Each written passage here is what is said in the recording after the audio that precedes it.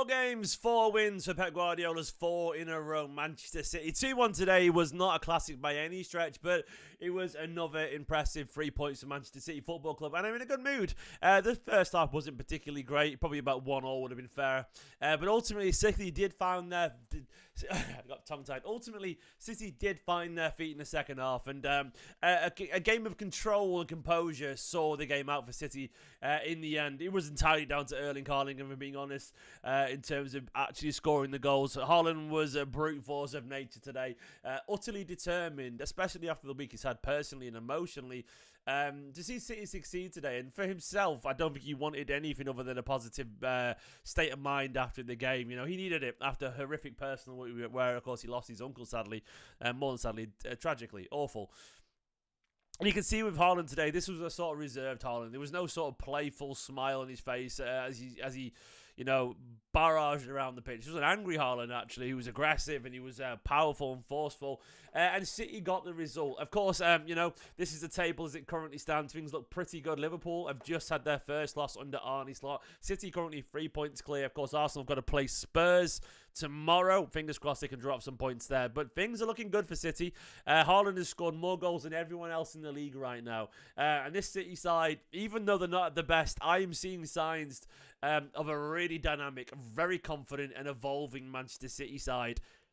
And when you see the fact that, you know, you've got like the likes of Roger coming back into the team in that second half, steadying the ship and looking really good. Look, I am very, very, very, very confident. Absolutely. And Pete said in the chat, by the way, please do hit the like button. It's massively appreciated. Come on, you Blues. 100 people watching. Just the 10 likes so far. And don't forget to consider subscribing to the channel if you are new around here. It does make a massive difference to a lifelong Manchester City fan. As always, Super Chat, so I appreciate it if you don't mind. And the Super Chat question for you today is, who was your man of the match? And more than that, who do you see starting in midfield against Inter and Arsenal? Get your Super Chats in if you want to. It does help support the channel massively. One sole Man City fan doing this for you guys. But yeah, this game of football, I'll go through the narrative of the game before we get into the individuals and talk about all that. Of course, this game started comically. Wissa scoring within 25 seconds. City half asleep. Look, I think there was an individual mistake from Stones that probably cost us, but ultimately, I mean, throughout that team, I think City were really poor defensively. Rico maybe could have stopped the cross. Gundogan a little bit sloppy beforehand. Kyle Walker flailing back, trying to catch his man. But then Stones with the biggest error. Stones just sort of scuffed it into nowhere. Look, John Stones is a world-class defender. You've got to put your foot through that and clear it.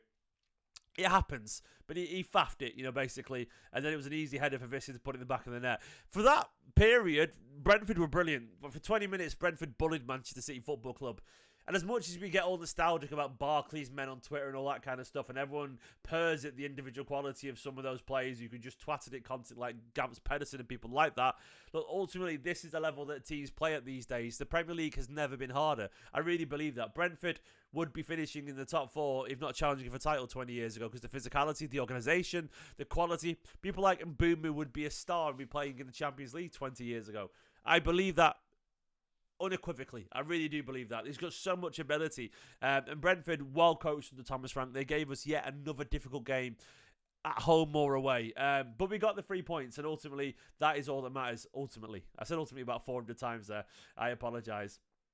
But yeah, they were the better side until, of course, you know, Haaland got a goal basically out of nothing. Walker with a nice pass inside to De Bruyne. His touch sort of got away from him.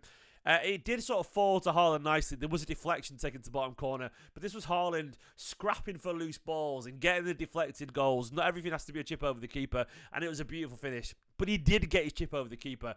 An Ederson assist, I mean, only for Manchester City would your goalkeeper get an assist be seen as relatively normal. Beautiful goal, by the way. Genuinely, look, if Haaland unlocks that physicality in terms of how to manhandle defenders properly, then you are you're looking at a guy who's unstoppable. And that's why I've gone for Unstoppable Haaland as the thumbnail title. Because he is unstoppable. Truly, truly unstoppable. Like, he's a phenomenal footballer. He really is. The quality of that goal. Ederson plays it long. Pinnock doesn't know what to do. Haaland gets around him, but cleverly, instead of just sort of jostling him, he stops. So Pinnock runs into him and bounces off him. It bounces off him. But Mike is low again, is it? I don't know why it does this, man. Mike always... There we go. It'll be better now. It automatically changes on the actual settings. I don't know why it does it. No idea who does it. It's very, very frustrating. But yeah, it should be better now anyway. But the way he lets Haaland just bounce off him, it's absolutely brilliant. It's brilliant strength. It's brilliant composure. Pinnock doesn't do a lot wrong other than just get the wrong side, and Haaland just goes, nope. Gets the yards. Then, of course, when he's through goal, there's this incredible sense of confidence he has right now where he just dinks it over the keeper, and none of us are surprised. You can't stop it. So Haaland essentially wins the game. He had so many chances for a hat-trick, and I'm going to show you the stats. Here's the first half stats. That's the first half stats there. Brentford had more possession. It was a very even game, slightly higher XG. 1-1 would have been fair in that first half, but we were 2-1 up. This is the second half here. So Brentford had 7 shots in that first half. Second half, City, dominated that game. 60%. They had 1 shot towards the end. We had absolutely dominated that. We should have scored in that second half. It should have been 3-1. But ultimately, we have the 3 points. Individually, Walker, obviously, he's sort of the scapegoat a little bit here. He didn't play very well, if I'm being honest. I don't think he was that bad once he settled into the game in the second half. A couple of slight brain farts where he just pinged it straight to their midfielders. He was actually all right going forward, Kyle Walker, weirdly. Generally was all right going forward, but defensively, the Walker debate will go on. I actually do feel that Rico Lewis is going to be our first choice right back this season. I really believe that. I'd be amazed if Rico doesn't start... if not both, of Inter versus Arsenal. Maybe Walker will start against Inter, but Rico is starting against Arsenal. I'm pretty certain, man. I really feel like he's going to. Because Rico is our best right-back option right now. Stones did have his best game. Look, Stones and Walker, to be fair to him, they do need fitness. So it's really weird to judge a player so early on because they do have a right to a slow start. Everyone does. But I guess based off last season, Walker, I'm not confident. We'll see. We'll see. Akanji was good. He did his job. Edison made some big saves. That kept us in it in the end. Kompany did have his best game today. Gundogan, I thought, started a little bit slow. He started a bit slow and he looked a little bit off the pace. Second half, much, much, much better. And he got 90 minutes as well, which is really useful for Gundogan. By the way, 175 people watching, just... the 35 likes. We can do better than that, Blues. Come on, please hit the like button. Let's get the likes up to 115 as per usual. That is sort of the rule there. We've got to get 115 likes as always, you know? If you can't get 115 likes, then we're not even paying attention, are we? We can do it. We can do it. Let's go it. But yeah, Gundogan, much better today in the second half, sorry. De Bruyne, look, not everything De Bruyne came off today. But he was still, working really hard, involved. 5 key passes as always. De Bruyne just creates chances. He should have had a couple of assists for Haaland. Didn't happen, unfortunately. No assist for him. He won't get an assist for the first one because it was deflected to him. But yeah. Look, Grealish doesn't really give the ball away. I actually agree with JM. He doesn't release the ball quick enough, I would argue, Grealish. I mean, Grealish doesn't really let me down, but he doesn't excite me at the same time. I thought Savinho had a really lively game, but look, then, if I'm being honest, Savinho didn't really do much either. He dribbled a lot, but he didn't really create any chances either, so we've got to be fair with our analysis. I don't think Savinho was as actually involved creatively as Grealish. You could argue that if you want to, but Savinho more exciting, Grealish a lot more involved in the control, But it wasn't our most fluid display going forward. It got better in the second half. It got better when, to be honest, Rodri came on, and Vardial was so good in that second half as well. That particular run from Vardial when he got forward and picked up Savinho, so good. Yeah, so good. Rodri, composed and as flawless as ever. Look, this is what Rodri brings you. 51 touches, 94% pass accuracy, 1 key pass. His long ball's all perfect as well. Look, so good. And Bernardo got on, and Mateus Nunes to see the game out with Ruben Diaz as well. This was not a classic. But it isn't going to be. At some point, we have to make changes for the sake of the squad. Like, City have not got an easy bunch of fixtures coming up. I'll show you the games. 1 second. Look, where's Man City's fixtures? Let me find it. I'll get the fixtures up on screen right now. Where's Man City's fixtures? Matches. Here we go. So we've got Inter. We've got Arsenal. They are hard games. We've got Watford 2 days after Arsenal. Not a hard game, but still. Then Newcastle away. Then more Champions League away at Slovan Bratislava, which is going to be a decent travel. Then, of course, Fulham at home. Until the international break. It's going to be a game that... It's going to be a month where we need our squad. We absolutely need our squad for the next month or so. Look, it's the 14th of September right now. We've no international break until the 5th of October.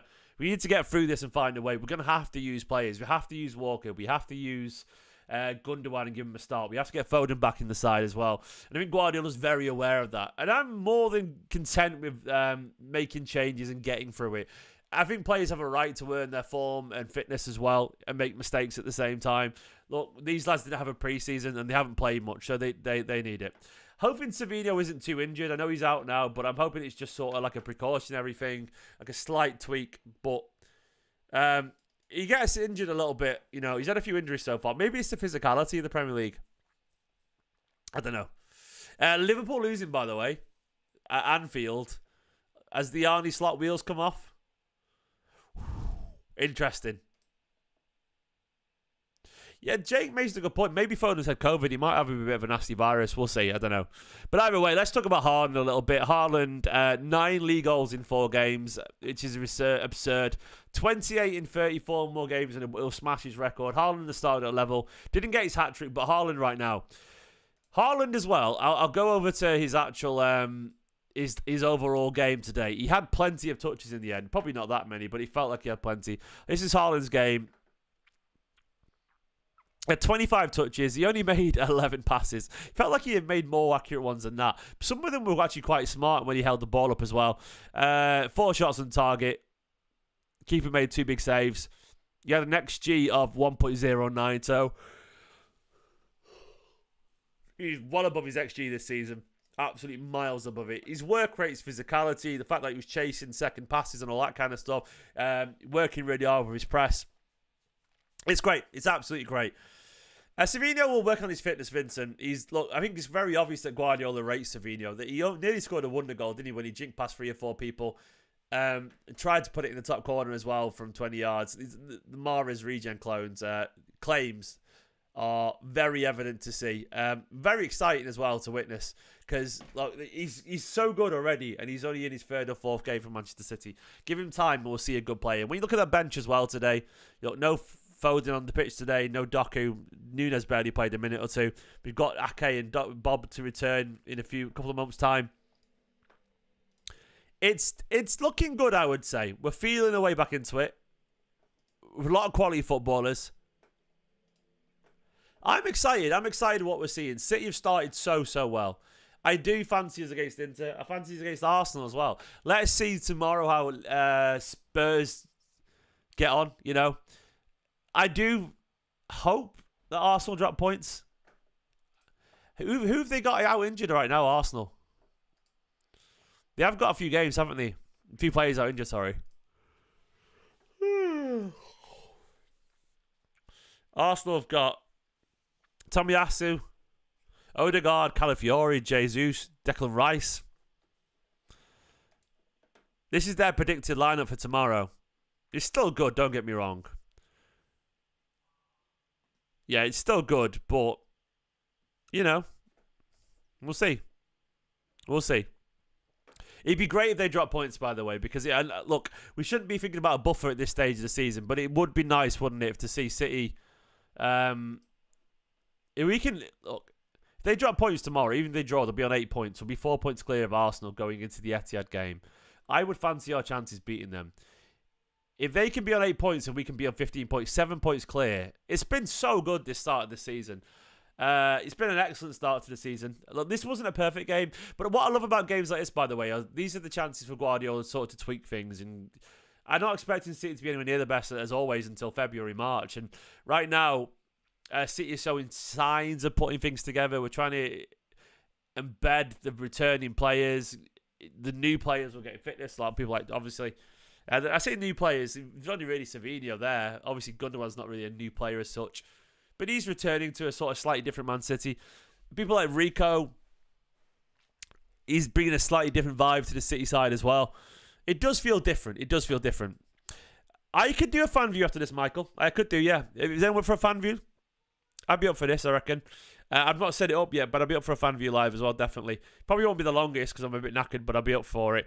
But, like, look, I think we step back once again and look about where Manchester City have gone so far. 4 wins out of 4, scoring a whole bunch of goals. A lot's been on Haaland, admittedly. Foden's still come back into the team. Oscar Bob was our best player in pre-season. He's not available. Ake's not been involved at all, injured. We've got a lot of gears to go through still. We are going to need all our squad during these horribly busy months. It's very exciting from where I'm stood right now, or sat right now, I guess. I think we're in a very good position. Inter will be a test. Inter will probably be the first time we felt truly uncomfortable this season, because Inter are a phenomenal side, and they've got a lot to prove. Do not be surprised if you lose that game. You might not want to hear that, but do not be surprised whatsoever, because Inter have got fucking blood in their eyes. They'll be raging. They'll be absolutely raging into. I don't know how much of that team is still around, but yeah, it's going to be hard. I think that could be dropping points or whatever, however it works in that table. No, of course you're not disappointed, Cameron. Look, only 2 for Haaland today. Only 2. He's averaging over 2 goals per game. Look, if he has another spell like this, he has 18 goals in 8 games. Which would be ridiculous. KS said it. I've not done the hot takes video simply because Nicholas sort of surprised me with going away for my birthday, and that sort of messed everything up. So in terms of my timing, and I didn't get many sent over. I need a few more sent over, to be honest, mate. I'll do another call for some.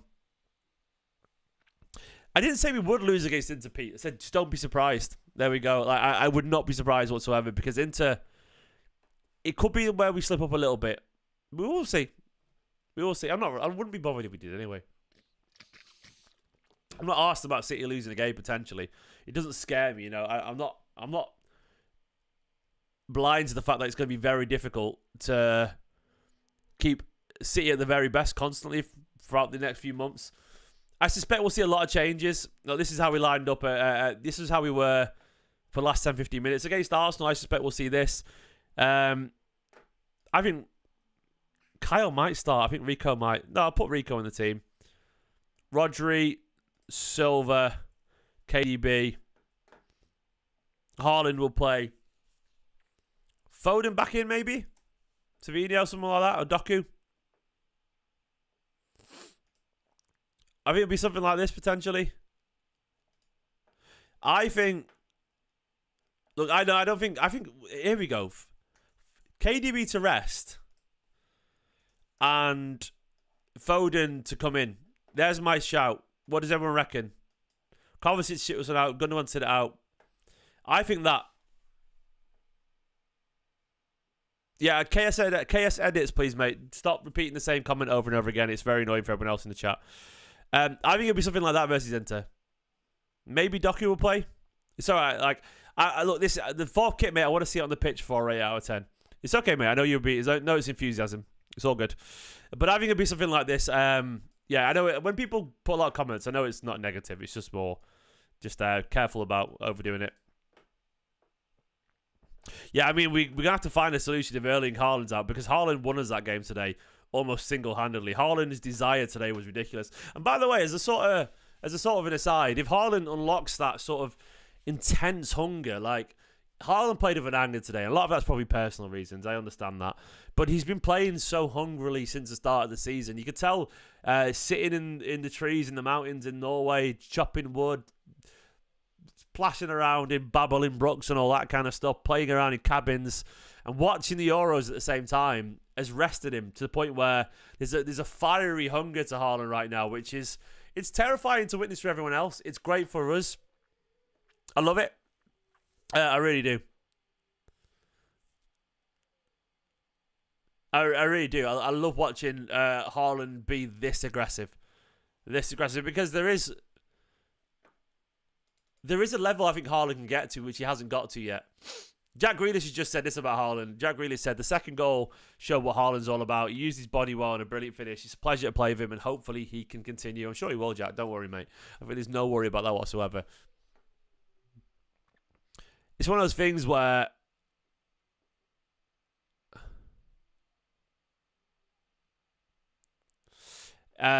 where if Haaland does generally find this like Drogba-esque physicality, which that second goal was, there's nothing really going to stop him. Absolutely nothing going to stop him whatsoever. But that was a good game. I enjoyed it.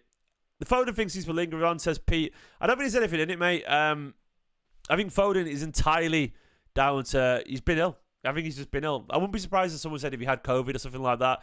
There's a lot of illnesses going around. COVID's definitely going around at the moment again. And sometimes a viral illness can just leave you feeling a bit weak for a couple of weeks, can't it? And I think it's that. He could have had a bad stomach. Who knows? He'll be all right either way. Look, if we can keep winning games, every time we win a game when we haven't got key players playing, I'm happy. It's a really good sign of what's to come.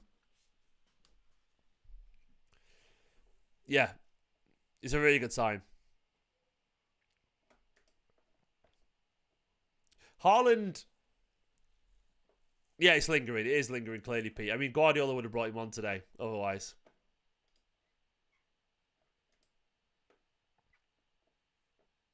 Marcus asking about false nine shifts. Look, I think it'd be probably Foden.